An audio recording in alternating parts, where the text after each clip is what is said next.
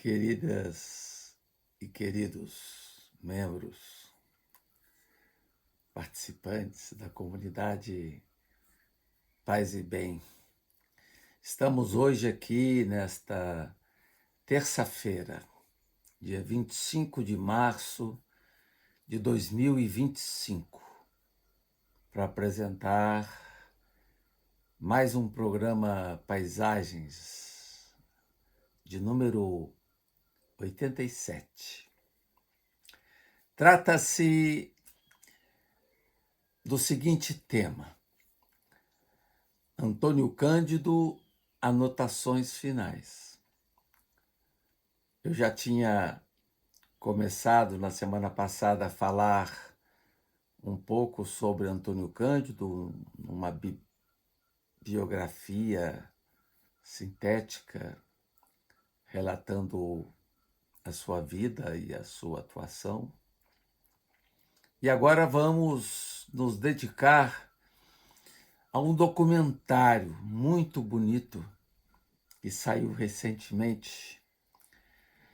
Um documentário abordando os dois últimos cadernos de anotação de Antônio Cândido, que nasceu em 1918 e morreu em 2017.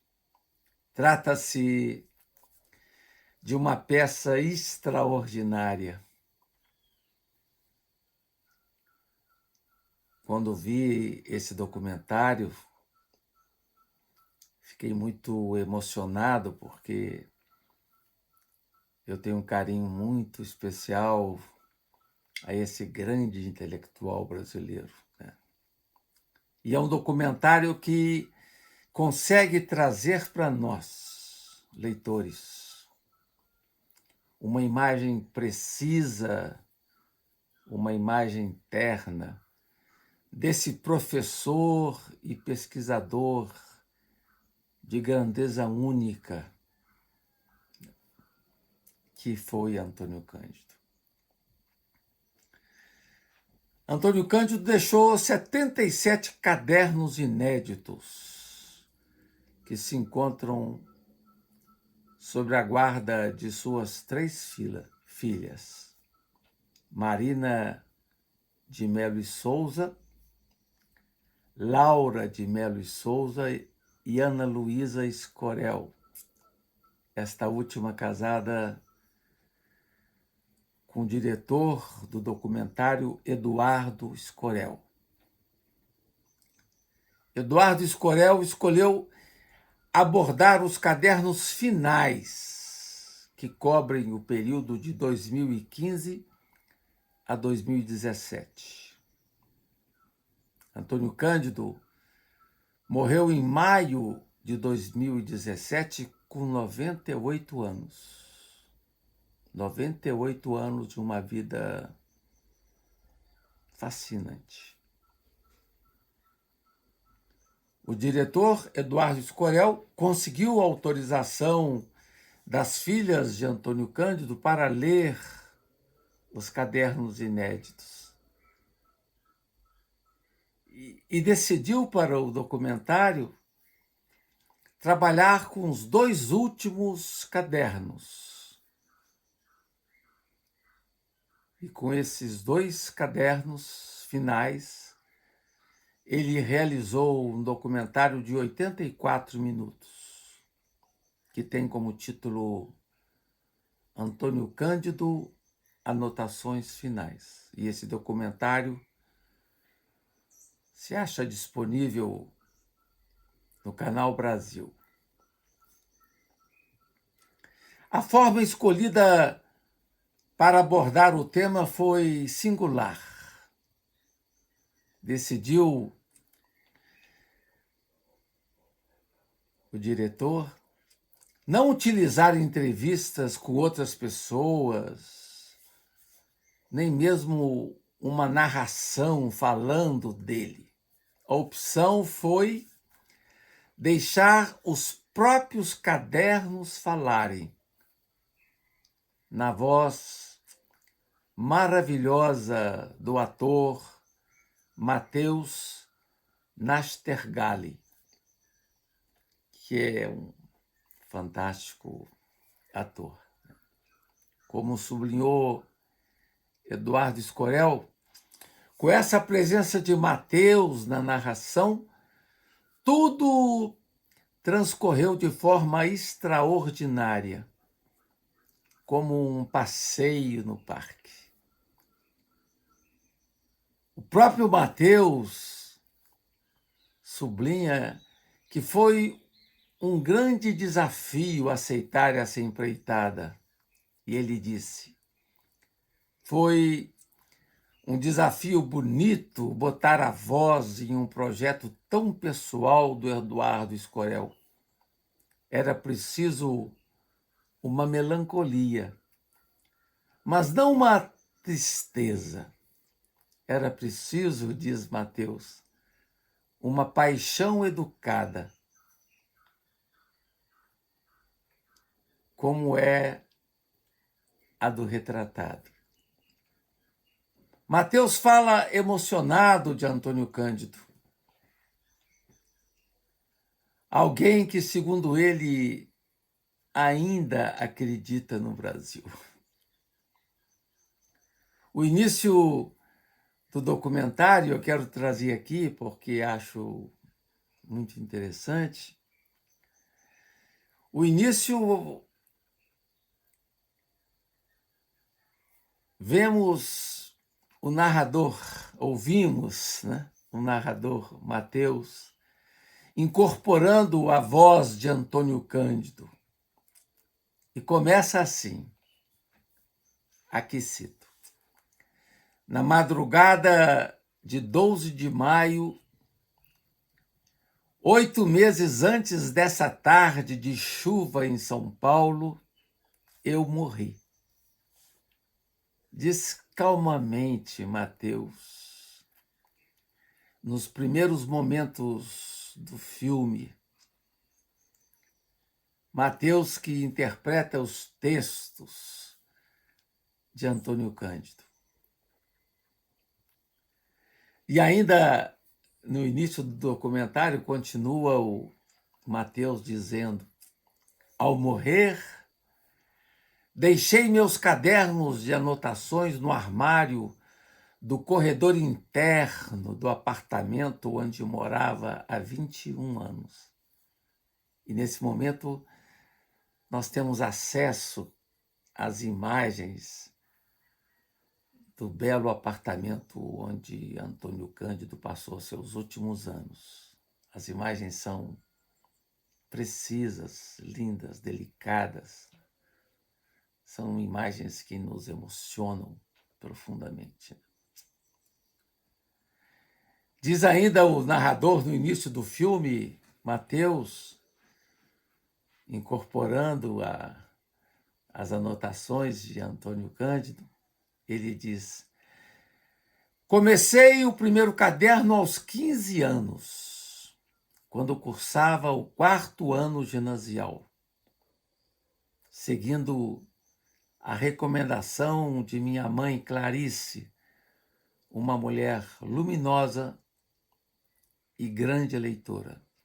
Foi ela quem me aconselhou a registrar minhas impressões de leitura quando viu que eu estava resumindo por escrito um texto de divulgação sobre filósofos gregos. Nas décadas seguintes, destruí muito desses cadernos em rompantes negativistas. Segundo o diretor Eduardo Escorel, o filme busca retratar o ser humano extraordinário que foi Antônio Cândido, como poucos no Brasil. Segundo a jornalista e crítica de cinema Neuza Barbosa, numa crônica muito bonita sobre o filme, ela sublinha que o que há de notável no filme é poder realçar 2 traços presentes ali no documentário, naquele outono da vida do autor. De um lado, a melancolia daquele momento particular, e de outro, a admirável lucidez, assim como uma alegria inconteste de um apego à arte, em particular à literatura, a qual Antônio Cândido confiou os momentos mais importantes da sua vida. A morte, no documentário, a morte ocupava muitas de suas observações. Ele não a temia e, eventualmente, até a desejava por força da ausência da mulher e de tantos outros parentes e amigos que foram deixando o tempo. Antônio Cândido se sabia passageiro de um outro tempo e se preparava para partir. E deixava esse esplêndido legado. Num tempo de pouco mais de hora e meia, o documentário aborda vários temas, como a iminência da morte, a presença viva de Gilda Melo e Souza, a mulher de Antônio Cândido, que tinha falecido em 2005. Relata também o seu processo de envelhecimento, a sua história de militância e suas reflexões sobre o Brasil de Lula, e a presença do racismo. Relata Antônio Cândido, no documentário, as dificuldades que começaram a pesar em sua vida com a idade. Ele gostava de caminhar diariamente pelos quarteirões nas proximidades de sua casa, e aos poucos as distâncias tiveram que ser encurtadas, ele caminhava menos. E o documentário mostra de forma bonita Antônio Cândido caminhando com sua bengala e com sua elegância ali nas redondezas. Podemos também, no documentário, apreciar o apartamento onde viveu seus últimos anos, sua organizada biblioteca. Impressionante o cuidado com os livros, né? O seu escritório. E duas poltronas, onde ele costumava sentar-se junto com sua esposa. A meu ver, um dos momentos mais emocionantes do documentário é quando ele fala com carinho de sua companheira de uma vida, Gilda de Melo e Souza, que foi também crítica literária, também trabalhou com Antônio Cândido na USP. Antônio Cândido ficou profundamente abalado com a morte da sua esposa e nunca pôde se refazer totalmente da sua perda. O que se destaca no documentário é a profunda lucidez de Antônio Cândido, que guardou serenidade e tenacidade até o final da sua vida. Em sua história, combina-se, como eu disse antes, melancolia e lucidez. Suas reflexões sobre a literatura são inspiradoras.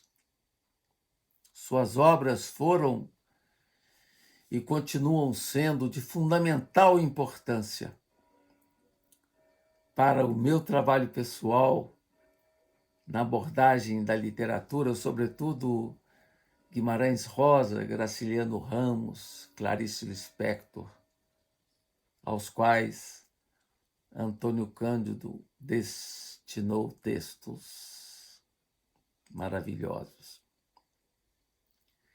Num texto particular de Antônio Cândido, utilizado por Escorel na tessitura do documentário, esse texto chama-se Pranto dos Livros. E foi um texto que inspirou Eduardo na elaboração do filme. Nesse texto, o professor Antônio Cândido se imagina morto, fechado num caixão, sendo objeto de lamento dos seus livros. Ele sublinha que com sua morte o mundo não deixa de existir. O mundo continua seu movimento, diz ele. As pessoas continuam a trabalhar e a passear, os amigos misturam alguma tristeza com as preocupações da hora e lembram de mim, diz ele, apenas por intervalos. Falando sobre si mesmo, Antônio Cândido destaca certa amenidade de convívio, sendo capaz de acolher com carinho pobres e ricos. Isso está muito evidente nessa dedicação e carinho que Antônio Cândido tinha com as pessoas, com os outros. Mas o que ele gostava mesmo era de ficar só e fugir da publicidade. Merece destaque especial o seu empenho em favor da justiça social e da igualdade. Ao final do filme, ele revela que sua opção primeira é em favor da igualdade, que, a seu ver, merece um lugar privilegiado também com respeito à liberdade. Com verve crítica, denuncia a grave situação do racismo no Brasil, reconhecendo que o negro permanece sendo o grande excluído até hoje. Antônio Cândido esteve na origem tanto do Partido Socialista como também do Partido dos Trabalhadores. Reconhece no filme o grande valor de Lula, que, a seu ver, teve o grande mérito de atenuar a situação de iniquidade econômica e social do Brasil. Então, temos assim, nesse particular documentário de Eduardo Escorel, um retrato bonito dos últimos tempos de Antônio Cândido. Daí eu ter tido essa preocupação de trazer aqui para vocês, em 2 momentos do programa Paisagem, a vida, o exemplo e o testemunho dessa figura ímpar, exemplar, que continua nos inspirando a todos que trabalhamos e gostamos de literatura, nos inspirando com seus textos de uma originalidade única, seus textos instigantes, provocadores, e que nos ajudam a compreender esse campo tão fundamental da arte no Brasil. Com isso, queridos do Paz e Bem e queridas, encerro mais um programa e espero poder revê-los com alegria na próxima semana. Agradeço também aqui a presença bonita do Felipe Albani, que colabora na parte técnica desse nosso programa. Um grande abraço, uma linda semana, paz e bem.